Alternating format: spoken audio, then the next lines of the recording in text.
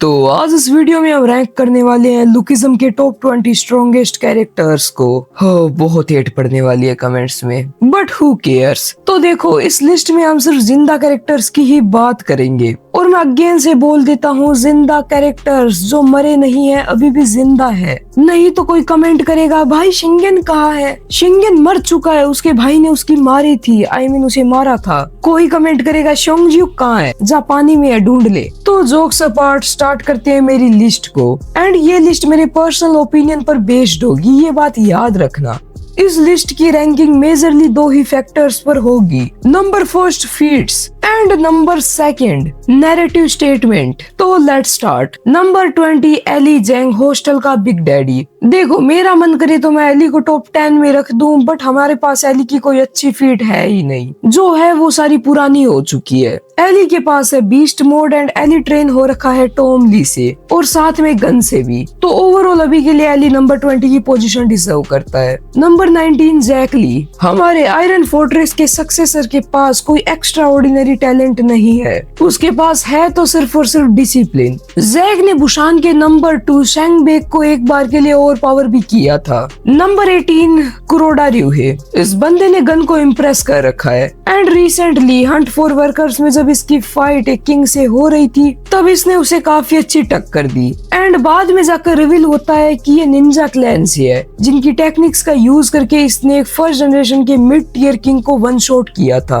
अपनी black flames के साथ। Number 17 you Shunga. यूजिन के भाई यू शोंग ने गन का हाथ तोड़ रखा है। ये बंदा दिमाग से थोड़ा ढीला है, बट ये बंदा उतना ही ज्यादा स्ट्रॉन्ग भी है। Hunt for big deal arc में इसने जोहान से टॉय टू टॉय फाइट कर रखी थी एंड रिसेंट के चैप्टर्स में इसने प्रिंसिपल रयू को ओवर पावर किया था। नंबर 16 जोन रयू, इंचोन आर्क का नंबर 3। इसने अपनी फर्स्ट मीटिंग में पेचोनजो को इम्प्रेस किया था। पेचोनजो को अपनी फुल पावर का यूज करना पड़ा शायद से, जहाँ तक मुझे याद है। ये बंदा वेपन्स का यूज करता है फाइट में एंड जब ये विंग चुन का यूज करता है तब तो ये और भी ज्यादा स्ट्रॉन्ग हो जाता है। इसने विंग चुन का यूज करके क्रेजी मोड सैम्यूल को ओवर पावर किया था और जेम्स ली ने एक स्टेटमेंट दी थी कि जो इंचोन के नंबर 2 एंड 3 है वो इतने ज्यादा स्ट्रॉन्ग है कि वो दोनों मिलकर कीटे की अलायंस में जितने भी किंग थे उन सबको हरा सकते हैं। यहाँ से तुम इस बंदे की पावर का आइडिया लगा सकते हो। नंबर 15 तेसुमा। तेसुमा की अटैक पावर बहुत ज्यादा है। इस बंदे ने अपने एक अटैक में एसबी डैनियल की बोन्स में क्रैक ला दिया था एंड जेम्स ने कहा था कि इस बंदे के अटैक से मैं मर भी सकता हूँ। इन सब के अलावा तेसुमा के पास है एक unique skill ultimate fist. Number 14 गोंगशोबजी। देखो, वी ऑल नो कि गोंगशोबजी की स्पीड बहुत ज्यादा है, बट जब उनकी लेग कट गई तब उन्होंने एक यूनिक स्किल डेवलप की 1 स्टेप 1 किल नाम से, जो कि ट्रू आयरन फोर्ट्रेस है। इसके अंदर वो चारों तरफ एक डोमेन बनाते हैं जिसके अंदर वो एक स्टेप अपनी पीक स्पीड के साथ ले सकते हैं। गोंगशोबजी के पास है 3 मास्टरीज एंड इनकी फिजिकल कैपेबिलिटीज भी बहुत कमाल की है। लाइक कन्विक्शन पंच पड़ने के बाद भी इनकी प्रोस्थेटिक लेग ने जवाब दे दिया,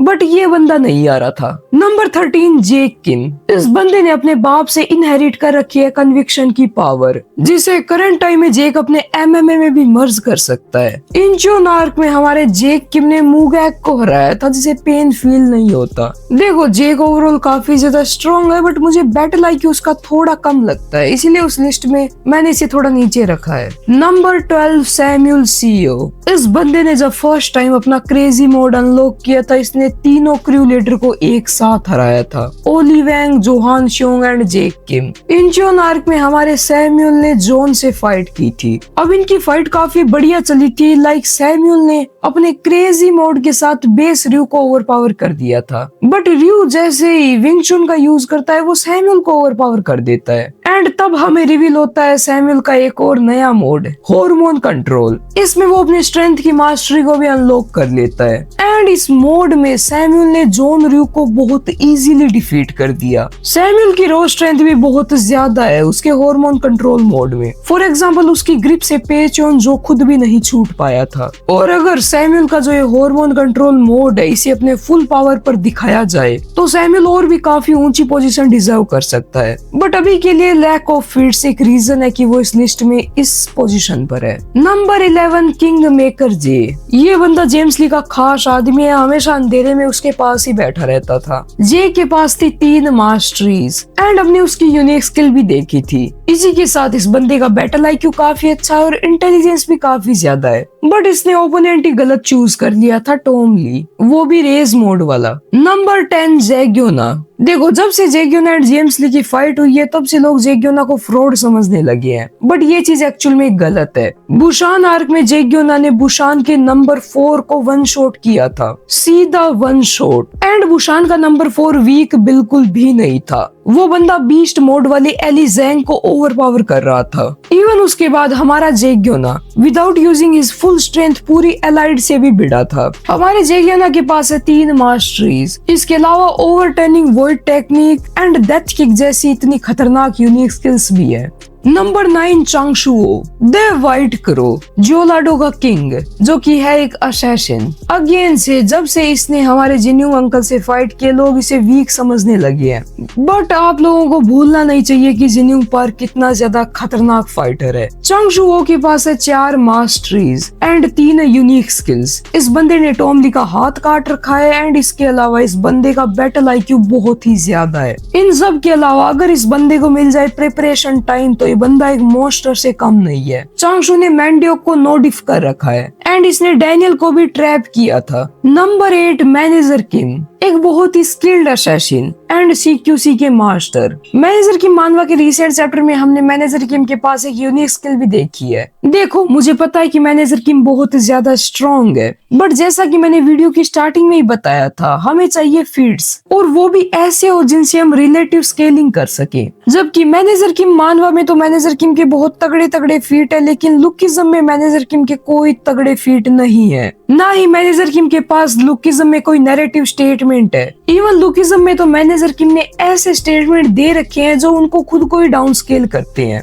लाइक उन्होंने यूजिन से बोला था कि अगर जोहान अपनी आई साइट का यूज कर पाए सही से तो वो इतना ज्यादा स्ट्रॉन्ग होगा कि मेरे कंप्रेशन से ही बाहर होगा। एंड ऐसी एक स्टेटमेंट उन्होंने हंट फॉर बिग डील में भी दी थी जोहान से फाइट के टाइम। एंड शायद से वेरन की ट्रेनिंग के टाइम भी हमें एक ऐसी ही फीट एंड स्टेटमेंट मिलती है जो मैनेजर किम को और ज्यादा डाउन स्केल करती है। बट आई नो कि मैनेजर किम लुकिज्म में होल्ड बैक करते हैं, वो बंदा अपनी मानवा में बहुत स्ट्रॉन्ग है। बट लैक ऑफ फीट्स की वजह से मैं मैनेजर किम को नंबर 8 की पोजीशन दूंगा। I hope you all understand. Number 7 की पोजीशन पर मैं रखना चाहूंगा 2 बंदों को। ये 2 बंदे हैं Tom Lee and Path Johan. First बात करें टॉम ली की तो इस बंदे ने किंग मेकर जे को लो डिफ कर रखा है जिसके पास 3 मास्टरीज थी और हमारे टॉम ली ने 1 स्वॉर्ड गो के साथ इक्वल मैच कर रखा है। बाय द वे ये तो बताने की भी जरूरत नहीं है टॉम ली बहुत ज्यादा स्ट्रॉन्ग है। और वहीं पर मैंने नंबर 7 पर जो दूसरे बंदे को रखा है वो है हमारा पाथ जोहान, जिसने अपने पाथ को अवेक करते ही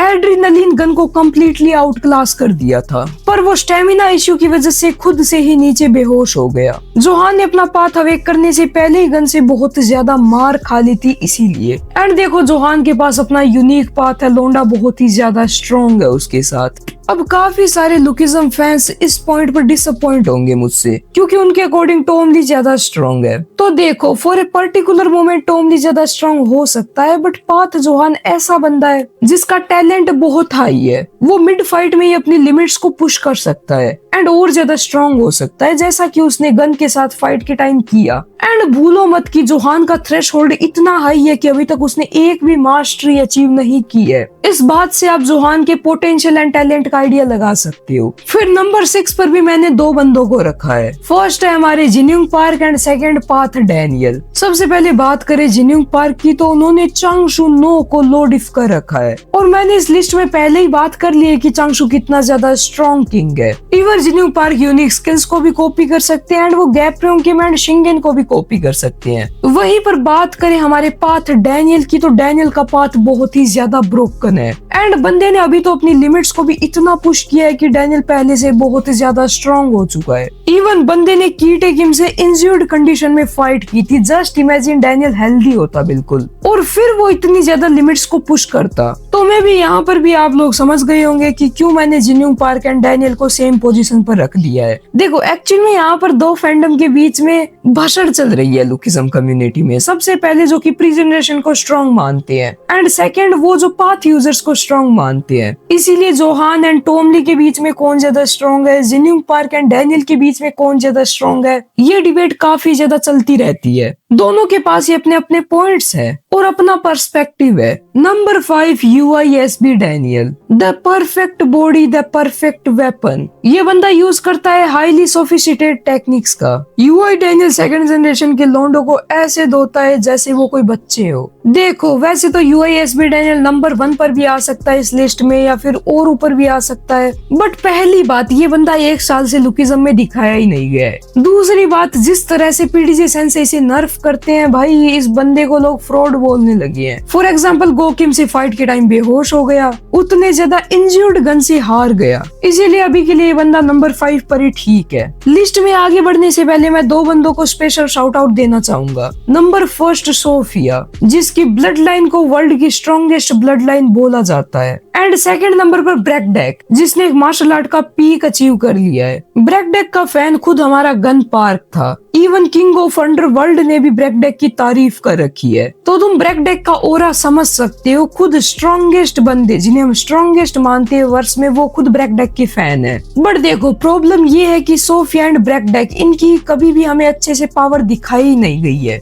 तो इनको स्केल करने का मतलब है तुक्का मारना। इसीलिए मैं इन दोनों बंदों को टॉप 5 पर शाउट आउट दे रहा हूँ। आई होप तुम लोग समझ जाओगे।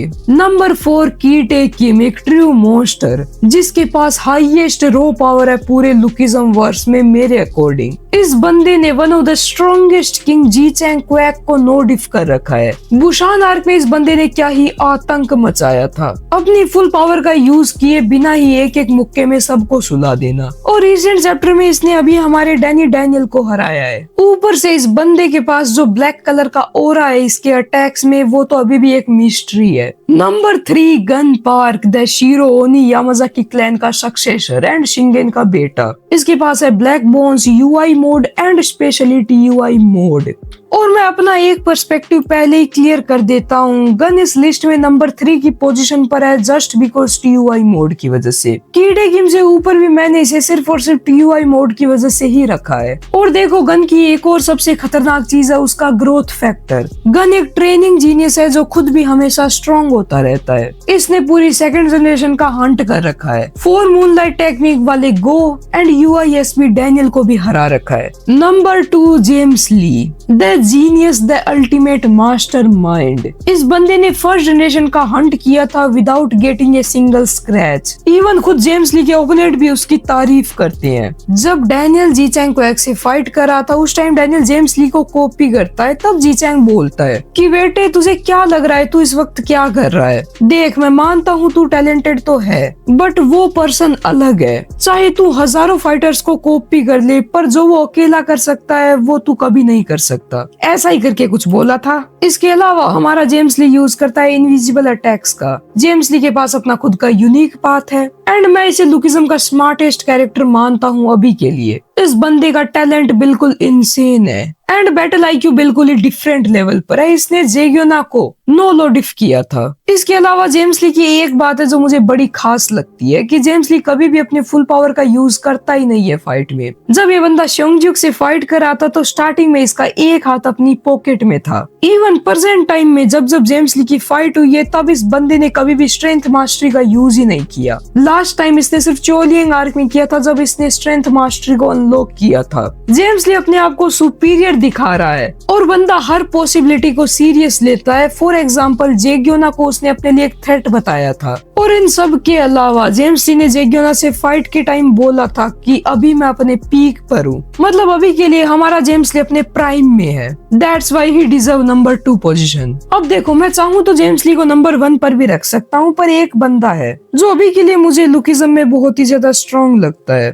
और जेम्स ली का पाथ अच्छे से अभी तक रिवील नहीं हुआ है। अगर जेम्स ली का पाथ अच्छे से रिवील होता तो मैं जेम्स ली को नंबर 1 पर रखता, बट अभी के लिए नंबर 1 पर है हमारा गो किम। अपनी 50 मूनलाइट टेक्निक के साथ और अपनी होरैंग स्वॉर्ड के साथ इसने पेचोनजो जैसे मोस्टर को लो डिफ किया था। सिर्फ 5वीं मूनलाइट टेक्निक में पेचोनजो को स्पीड ब्लिज मारा था। बंदे के पास 45 मूनलाइट टेक्निक्स और पड़ी है। अब देखो, ये मेरा पर्सनल ओपिनियन था, ये लिस्ट भी मेरे पर्सनल ओपिनियन पर बेस्ड थी। एंड ऐसी बात नहीं है कि गो किम को कोई हरा नहीं सकता। जब मैंने लास्ट टाइम गो किम पर वीडियोस बनाई थी तब काफी सारे बंदों के कमेंट्स आए थे कि ऐसे तो गो किम को कोई हरा ही नहीं सकता, गो किम अकेला ही सबको हरा देगा, प्राइम गैप्रोंगिम को, प्राइम शिंगन को। तो देखो, मेरे पर्सपेक्टिव में गो किम को भी हराया जा सकता है अगर किसी बंदे की यूनिक पाथ की कोई स्पेशल एबिलिटी हो, लाइक जेम्स ली, जैसे कि अटैक को डिफ्लेक्ट कर देना, फर्क नहीं पड़ता स्पीड कितनी भी हो अटैक की, या फिर अगर जेम्स ली का पाथ हो टाइम स्टॉप करने से रिलेटेड। इसके अलावा अगर कोई बंदा इतना स्मार्ट हो एंड इतना ज्यादा पावरफुल हो कि वो गो किम को अपनी मूनलाइट टेक्निक का यूज करने से पहले ही हरा दे। बट प्रॉब्लम आती है कि गो किम की ड्यूरेबिलिटी एंड एंड्योरेंस भी काफी ज्यादा बढ़िया है। बट छोड़ो, समझने वाले समझ गए होंगे। तुम्हारे क्या ओपिनियन है? क्या तुम्हें किसी रैंकिंग को एक्सचेंज करना है, या फिर तुम अपनी रैंकिंग भी कमेंट सेक्शन में बता सकते हो। बाय द वे, अगर तुम्हें मेरी रैंकिंग पसंद आई हो तो वीडियो को लाइक कर देना, चैनल को सब्सक्राइब कर देना। मैं मिलता हूँ तुमसे नेक्स्ट वीडियो में, तब तक के लिए बाय।